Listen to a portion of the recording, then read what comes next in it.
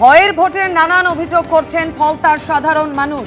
হয় তাদের ভোট দিতে দেওয়াই হতো না, অথবা ভোট কেন্দ্রে যদি পৌঁছতেও পারতেন তাহলে সেক্ষেত্রেও কোন প্রতীকে ভোট দিচ্ছেন সেটা ট্র্যাক করে রাখা হতো এবং তারপর উস্কানি দেওয়া হতো, হুঁশিয়ারি দেওয়া হতো। সেই ফলতাতেই আগামী বৃহস্পতিবার পুনর্নির্বাচন রয়েছে, যার প্রচারে মুখ্যমন্ত্রী শুভেন্দু অধিকারী এই মুহূর্তে রোড শো করছেন।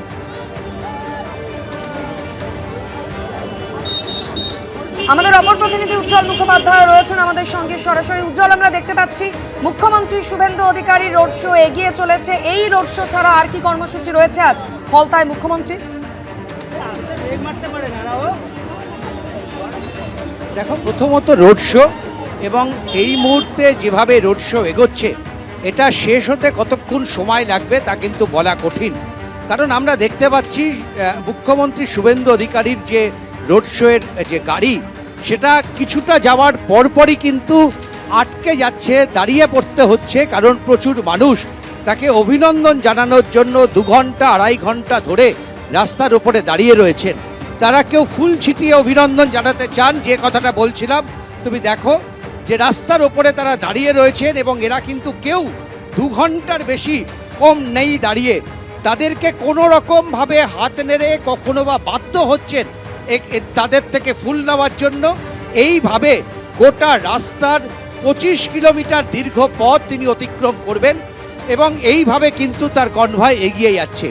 আমাদের কাছে তার যে কর্মসূচি জানানো হয়েছে তাতে বলা হয়েছে যে এই 25 কিলোমিটার রাস্তা রোড শো করার পরে তিনি যাবেন এমন 2-3 জন বিজেপির কর্মীদের বাড়িতে, যারা এখানে বিজেপি করতে গিয়ে আক্রান্ত হয়েছে তৃণমূল কংগ্রেসের হাতে। সেই পরিবারগুলোর সঙ্গে তিনি দেখা করবেন, তাদের সঙ্গে কথা বলবেন, কেমন আছেন তারা কি করছেন এই বিষয়ে খোঁজখবর নেবেন মুখ্যমন্ত্রী। এবং এরকমই একজনের বাড়িতে মুখ্যমন্ত্রী দুপুরের মধ্যাহ্নভোজ সারবেন, এমনটাই কিন্তু জানা যাচ্ছে। যদি সমস্ত কর্মসূচিটা 4:30-র মধ্যে মুখ্যমন্ত্রী শেষ করতে চান, কারণ 5টার মধ্যে তিনি এই অঞ্চল থেকে বেরিয়ে যাবেন, এখানে পা দিয়েই কিন্তু তিনি জানিয়েছেন। দেখো, আমরা দেখতে পাচ্ছি যে এই অঞ্চলে এখানে যে নির্বাচনের দেওয়াল লিখন, সেই দেওয়াল লিখনে একমাত্র তৃণমূল কংগ্রেসের কে নির্বাচনে প্রতিদ্বন্দ্বিতা করছেন জাহাঙ্গীর খান, তাছাড়া আমাদের অন্য কোনো রাজনৈতিক দলের দেওয়াল লিখন কিন্তু চোখে পড়ছে না। তার মানে বোঝা যায় যে এই অঞ্চলে একমাত্র তৃণমূল কংগ্রেস ছাড়া এতদিন পর্যন্ত অন্য কোনো রাজনৈতিক দলের প্রচার করার কোনো সুযোগ ছিল না। অন্তত দেওয়াল লিখন থেকে সে কথা স্পষ্ট। এখানে এই অন্যান্য রাজনৈতিক দলগুলো তারা নির্বাচনে প্রতিদ্বন্দ্বিতা করছেন কিনা, দেওয়াল লিখন দেখে কিন্তু সেই ছবিটা সামনে উঠে আসবে না। এখানকার মা বোনেদের সঙ্গে আমরা কথা বলছিলাম, তারাও জানাচ্ছিল তাদের অভিজ্ঞতার কথা। কাউকে বা ভোট দিতে হতো একেবারে সকলের চোখের সামনে, অর্থাৎ তিনি তৃণমূল কংগ্রেসকে ভোট দিচ্ছেন কিনা সেটা নির্দিষ্টভাবে ধরা থাকতো, এবং তিনি যদি অন্য কাউকে ভোট দিতেন তাহলে আগামী কয়েকটা বছর তার জন্য দুর্বিষহ হয়ে উঠত। আমরা দেখেছি মা বোনেরা এই অভিযোগও করছেন যে তাদেরকে আগের দিন বাড়িতে এসে বলে দেওয়া হতো যে তার ভোট দেওয়া হয়ে গেছে। আমরা তাদের কাছেই বলতে শুনলাম যে 2026-এর যে বিধানসভা নির্বাচন, যে নির্বাচনটা বাতিল হয়ে গেল এবং নির্বাচন কমিশন আবার 21 তারিখে নির্বাচনের 3 তারিখ ঘোষণা করেছেন, সেই নির্বাচনে তারা অনেক বছর পর ভোট দিতে পেরেছিলেন, কিন্তু সেই নির্বাচন বাতিল হয়ে গেছে। ফলে এখানকার মানুষ কিন্তু মুখিয়ে রয়েছে 21 তারিখে তারা এই নির্বাচনে ভোট দান করার জন্য। কাকে তারা ভোট দেবেন, কোন দলকে তারা জেতাবেন, একেবারেই তাদের বিষয়। কিন্তু এখানকার একদমই উজ্জ্বল, আগামী 21 তারিখ ঠিক কিভাবে ভোট পর্ব সম্পন্ন হয়, কাকে তারা ভোট দেন, ফলাফলের দিনও আমাদের অবশ্যই নজর থাকবে। উজ্জ্বল, তুমি আমাদের সঙ্গে থাকো, আমাদের ছবি দেখাতে থাকো, আপনাদের শোনাবো ফলতার স্থানীয় বাসিন্দারা, মহিলারা আর কি কি অভিযোগ করেছেন। এই বোদামে দাও বলে নিজেরাই দিয়ে দিত। কারা? তৃণমূলের প্রার্থীর লোকেরা বলতো যে এইটাই দিয়ে দাও। কোন দলের তারা? কোন দলের? তৃণমূলের লোকেরা। নিজের মতো ভোট দিতে পারিনি আমরা। কি করতো ওরা? কি করতো ওরা? নিজেরা বোদাম টিভি দিত, নালে বলতো এইখানে দাও।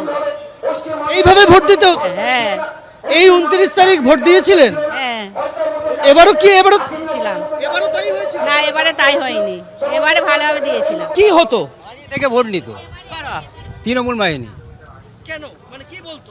কি বলতে এখানেই ভোট দিতে হবে, এখানেই ভোট দিতে হবে, এখানেই ভোট দিতে হবে। বারবার নিজেদের ভয়ের অভিজ্ঞতার কথা শুনিয়েছেন ফলতার সাধারণ মানুষ। আর এই ফলতা কেন্দ্রে আগামী বৃহস্পতিবার পুনর্নির্বাচন, তারই প্রচারে ফলতায় পৌঁছেছেন মুখ্যমন্ত্রী শুভেন্দু অধিকারী। রোড শো করছেন তিনি এই মুহূর্তে। আর এর আগে বানেশ্বর শিব মন্দিরে পুজো দেন তিনি।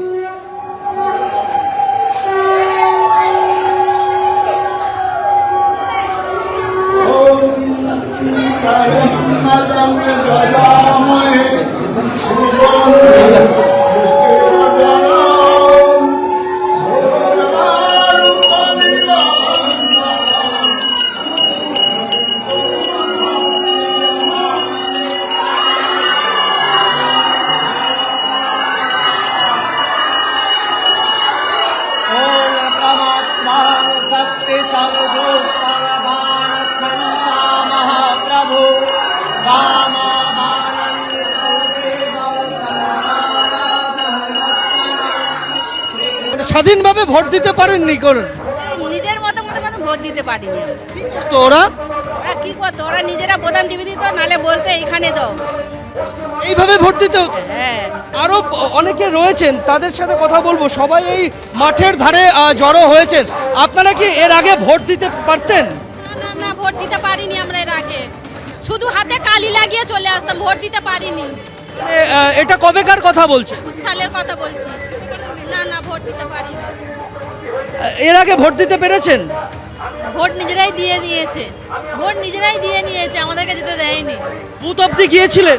হ্যাঁ, নিজেরাই, অন্যরা দিয়ে দিয়েছে, আমাদের শুধু কালি লাগিয়ে ছেড়ে দিয়েছিল। প্রতিবাদ করতেন না? কি ভয়ে বলতেও পারবো না, প্রতিবাদ করতে গেলেই মারবে, তা কি করব, না দিয়েই চলে আসতাম। আগে ভোট দিতে পেরেছেন আপনাদের ফলতায়? সময় দিয়েছি, কোনো সময় দেওয়া হয়নি, এইরকম সময়। যখন দিতে পারতেন না, কেন পারতেন? ওই আমরা দিয়ে দিচ্ছি, হয়ে গেছে, আমরা দিয়ে দিচ্ছি, চলে যাবো, হয়ে গেছে। শুধু মহিলাদের নয়, পুরুষদেরও একই অভিজ্ঞতা। কি হতো? থেকে ভোট নিত তৃণমূল বাহিনী। কেন মানে কি বলতো? কি বলতে এখানেই ভোট দিতে হবে, এখানেই ভোট দিতে হবে, এখানেই ভোট দিতে হবে। কোথায় দিচ্ছিস ভালো করে দে, ঘর দর ভেঙে দেবো গেলে আবার যারা তৃণমূলের লোক এবার ভোট দিতে পেরেছে? এবারে দিস, এই তো এবারে দিস। 21 সালে এখন ভোট দিয়ে এবারে দেবো, এবারে দিতে, এবারে দেবো। ভোট দিতে পার? কোথায় খুঁজে বার করো, কুটাই মাইতি কোথায়? কুটাই মাইতির আমাদের হাসিমনগরের ক্রিমিনাল, পশ্চিমবঙ্গের দ্বিতীয় রাজ্যপাল, গাড়ির নাম্বার নেই, তৃণমূলের আমলে গাড়ি চলছে। কোথা থেকে এলো এসব? 10 বছর ভোট দিতে দেয়নি, 10 বছর ধরে ভোট দেন না? পঞ্চায়েত ভোট? তাদের মতো দিতে হবে। পঞ্চায়েত ভোট ওয়াক আউট, প্রার্থী নমিনেশন করতে দেয় না, নমিনেশন করতে না, পিঠে তাড়ি দিয়েছে। ভোট দিতে পারে? ভোট দিতে না, আমরা বিজেপি করে আমাদের ভোট দিতে না, আমার ঘরও ভেঙে দেওয়ার হুমকি দিয়েছে। এইবারে 2026-এ ঘর ভাঙার হুমকি দিয়েছে।